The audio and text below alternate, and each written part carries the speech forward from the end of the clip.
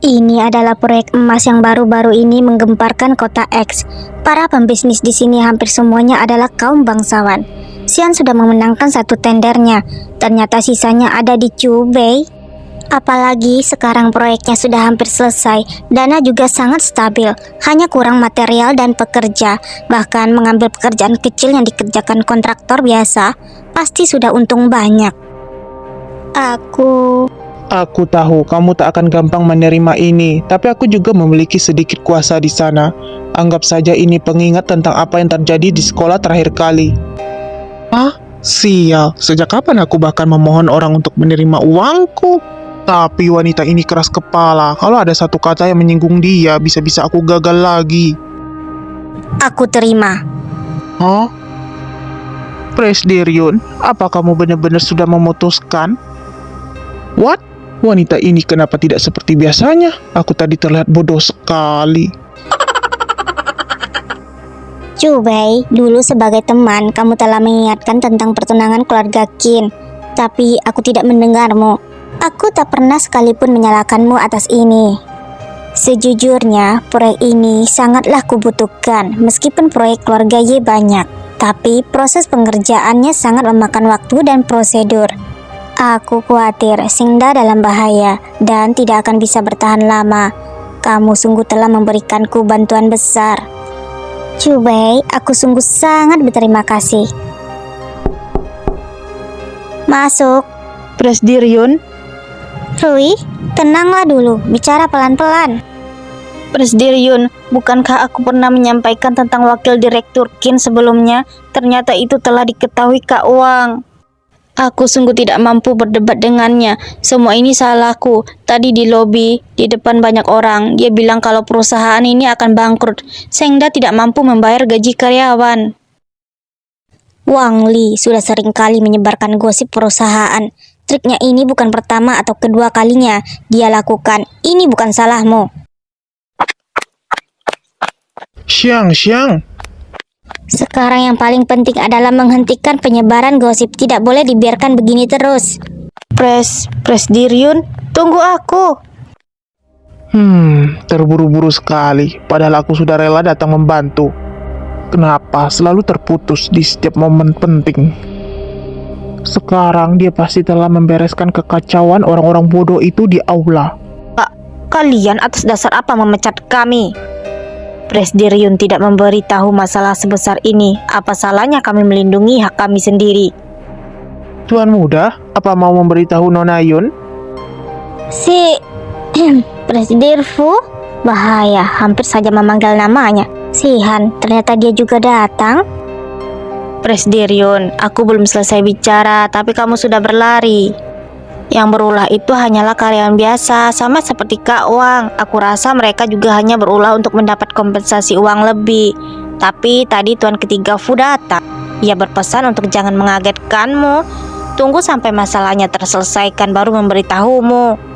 Rui, lain kali tolong jangan berbicara dengan nafas berat lagi. Kamu mengagetkanku. Wang Li memang suka membicarakan urusan orang sejak dulu. Tadi, ia bahkan berani bilang pada tuan ketiga kalau gaji dan benefit Sengda terlalu rendah. Entah siapa yang memberinya pekerjaan saat melihat suaminya di penjara. Dasar tak tahu diuntung.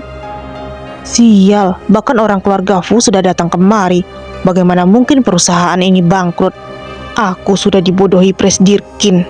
Presdirion, masalah yang kamu bicarakan dengan Presdirkin hanya salah paham? Maafkanlah tante yang sudah berumur sebaya ibumu ini. Ini juga bukan hanya masalah tante seorang. Kalau gosip ini menyebar juga akan berdampak buruk pada reputasimu. Aku tidak boleh dipecat kalau tidak sungguh tidak ada muka. Tampaknya pemecatan ini datang dari Fusihan. Padahal urusannya sudah banyak, tapi masih saja datang mengurusi urusanku. Atas dasar apa wanita ini sudah begitu hebat di umur semuda ini? Yun Xiang selalu bersikap lembut pada karyawan. Apalagi tuan ketiga Fu, bukanlah direktur Shengda, asalkan dia memohon terus. Presdir Fu, sebenarnya ada apa denganmu? Apa terlalu bahagia karena akan segera bertunangan dengan keluarga Qin? Apa ini? Padahal masalah sudah cukup kacau. Chubei masih saja mencari masalah. Tunggu, kenapa dia dari tadi bilang Fusihan ada di lobi? Hei, kamu menghalangiku. Kamu? Tante, tidak malukah kamu bilang sebaya dengan Ibu Presbyterian? Siapa yang mau punya ibu yang merusak nama baik anaknya? Jika itu terjadi seharusnya ibu bunuh diri saja. Aku rasa pengemis pinggir jalan masih bisa bekerja lebih bagus darimu.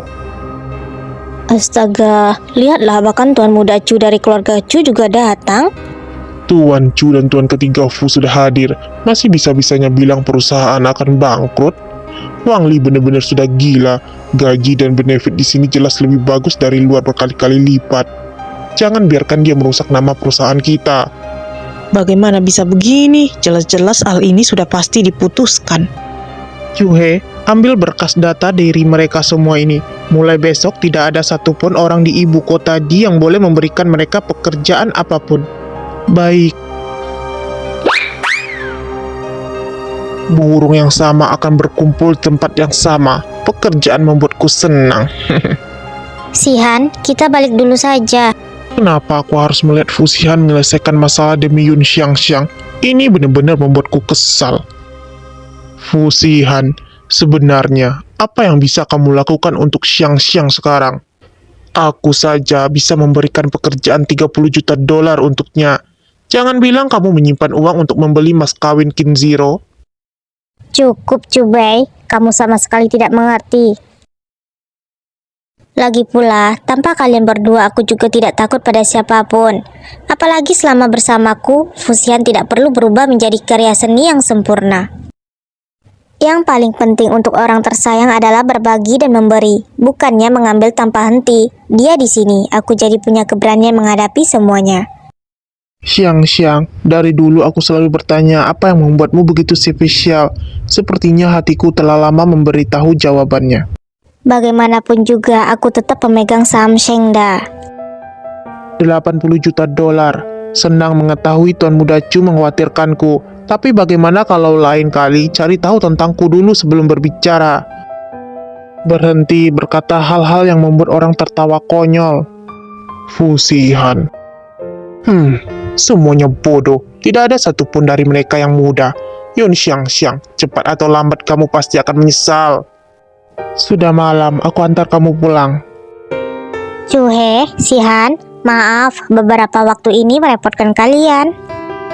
Memang, apapun yang terjadi, mendatangkan Nona Yun adalah pilihan terbaik. Ekspresi menakutkan Tuan Muda beberapa hari ini sudah berkurang banyak. Meskipun terlihat tidak ada ekspresi, tapi aku bisa melihatnya. Oh iya, bukannya dulu aku pernah bilang sebentar lagi ulta ibu. Kue ini telah khusus dipersiapkan untukmu.